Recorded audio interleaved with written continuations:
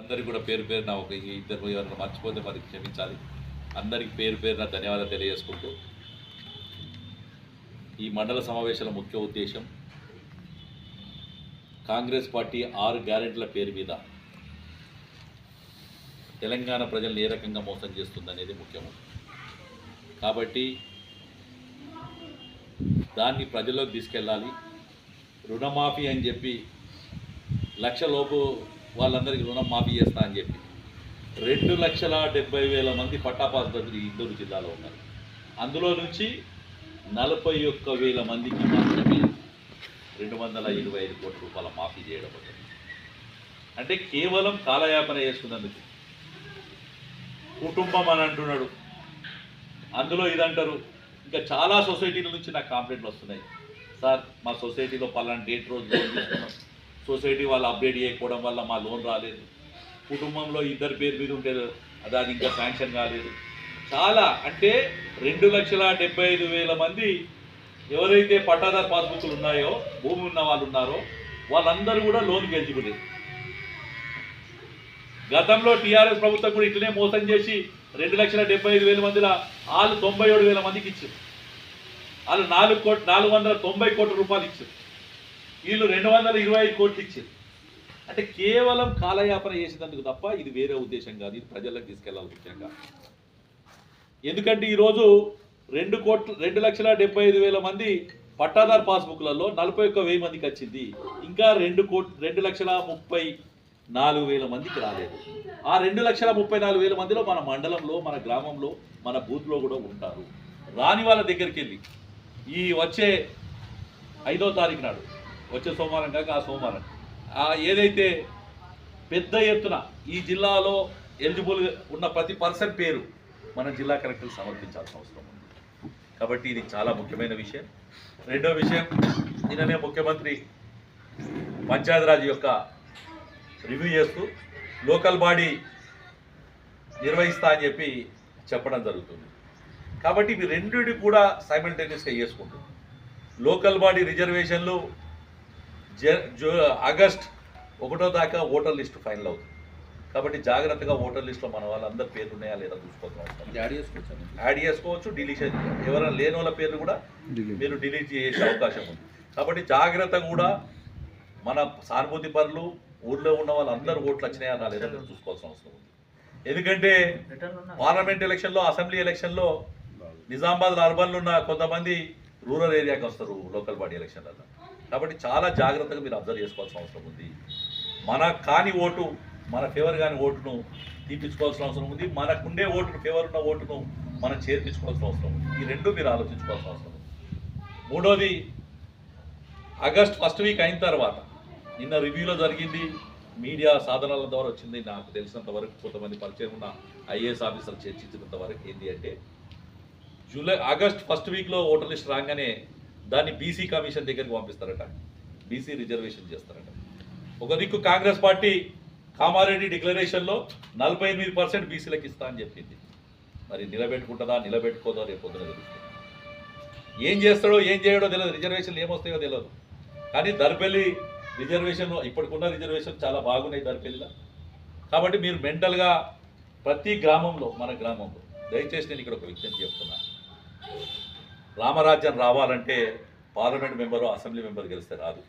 రామరాజ్యం రావాలంటే ward member గెలవాలి. ఎందుకంటే ఇలా మనం ఇచ్చే ప్రతి పైసా, కేంద్రం ఇచ్చే ప్రతి పైసా కూడా గ్రామ పంచాయతీలకు వస్తున్నాయి, మన మండల పరిషత్లకు వస్తున్నాయి, జిల్లా పరిషత్కి వస్తున్నాయి. ఇవాళ ఊర్లో ఏ పని చేస్తున్నా, సఫాయోడికి జీతం ఇచ్చినా, మోరు తీసడానికి ఇచ్చినా, లైట్ మ్యాన్కి ఇచ్చినా, వాటర్ మ్యాన్కి ఇచ్చినా, లేకపోతే శ్మశాన వాటికి డబ్బులు కట్టినా, లేకపోతే పల్లెవనం కట్టినా, గ్రామ పంచాయతీ బిల్డింగ్ కట్టినా, సిమెంట్ రోడ్ వేసినా, మోర్ వేసినా, ఏది వేసినా కానీ భారతీయ జనతా పార్టీ పైసలు తప్ప ఈ కాంగ్రెస్ ప్రభుత్వం కానీ మొన్న ఇంతకుముందు ఉన్న టీఆర్ఎస్ ప్రభుత్వం ఏ ఒక్క రూపాయి కూడా లేదు వాళ్ళకి. ఇంకా ఇందులోకి పైసలు తీసుకుపోయారు. ఇలా ప్రతి విలేజ్లో ఈజీఎస్ ఎంప్లాయ్మెంట్ ఏది ఉపాధి హామీ పథకం ఉందో, ఉపాధి హామీ పథకంలో లబ్ధిదారులందరికీ కూడా డైరెక్ట్ భారతీయ జనతా పార్టీ నుంచే, సెంట్రల్ గవర్నమెంట్ నుంచి డబ్బులు వస్తున్నాయి. ఇలా చెప్పుకుంటే ఒక రైతు ఒక ఎకరం పంట పండించాలంటే ఇచ్చే యూరియా కానీ, డిఏపి కానీ, రైతుకు సపోర్ట్గా మోడీ పైసలు కానీ ఇవన్నీ చూసుకుంటే 20,000 దాకా మనం డబ్బులు ఇవ్వాలి.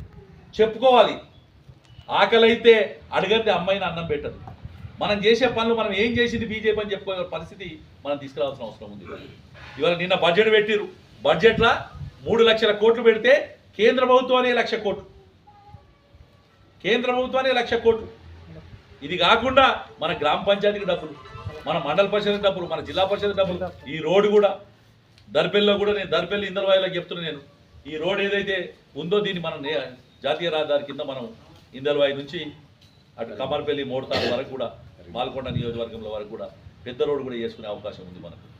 మనం ప్రతిపాదనలు చేస్తున్నాం. మనం ఈ ప్రాంతంలో కేంద్రం నుంచి ఇంకేం రావాలనో, కేంద్రం నుంచి ఇంకేం రావాలో, లేకపోతే కదా దానికి కూర్చో, కేంద్రంలో ఇంకేం రావాలనో ప్రతి పైసా తీసుకొస్తాం.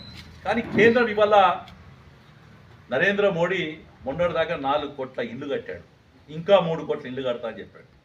ఇప్పుడు వచ్చిన ముఖ్యమంత్రి ఏమో ఇల్లు లేని వాళ్ళందరికీ ఇస్తా అని చెప్పాడు. ఇప్పుడు ఏమంటున్నాడు, 3500 ఇళ్ళు ప్రతి నియోజకవర్గానికి అంటున్నాడు. 3500 ఇల్లు వేసుకుంటే మొత్తం మన రాష్ట్రానికి తీసుకుంటే 3.5 లక్షల నుంచి 4 లక్షల ఇళ్ళు అవుతాయి. 4 లక్షల ఇళ్ళల్లా ప్రధానమంత్రి ఏమంటున్నాడు, తెలంగాణ రాష్ట్రానికి నేను 17 నుంచి 20 లక్షల ఇల్లు ఇస్తా అంటున్నాడు. ఈ ముఖ్యమంత్రి ఏమంటున్నాడు, నాకు చేత కాదు, నేను 4 లక్షలు కడతా అంటున్నాడు. ఆ 4 లక్షలు కట్టే దాంట్లో కూడా వాళ్ళు ఇచ్చే 5 లక్షల్లో కూడా కేంద్ర ప్రభుత్వం సంబంధించిన 1,75,000 రూపాయల నుంచి 2,25,000 రూపాయల దాకా ఉన్నాయి. కాబట్టి నేను మీ అందరికీ కూడా విజ్ఞప్తి చేస్తున్నాను, మీ అందరికీ మరొకసారి విజ్ఞప్తి చేస్తున్నా, ఇది మంచి అవకాశం మనం చెప్పుకోవాల్సిన అవసరం. మొన్న అసెంబ్లీ ఎలక్షన్లో మన ప్రాంతంలో 50,000 ఓట్లు మనకు వచ్చినాయి. ఈ ప్రాంతంలో చాలా గ్రామాల్లో మనకు మెజార్టీ రావడం జరిగింది. పార్లమెంట్ ఎలక్షన్ అయితే 1 సైడ్ ఎలక్షన్ నడిచింది. తాండాలో కూడా చాలా మార్పులు వచ్చినాయి. తాండా పేరు మీద మోసం చేశాడు. ఇంకా భయంకరమైన విషయం చెప్తున్నా, నా గల్ఫన్నలు ఈయన కుటుంబం వదిలేసి భూములు లక్షల కోట్ల రూపాయలు వలుపుతుంటే ఈడ వదిలేసి దేశం కాని దేశం ఉన్నాం. మొన్న ఎన్నికల్లో కాంగ్రెస్ పార్టీ గల్ఫన్నలకు 500 కోట్లతోని ఒక ప్యాకేజ్ ఇస్తాము.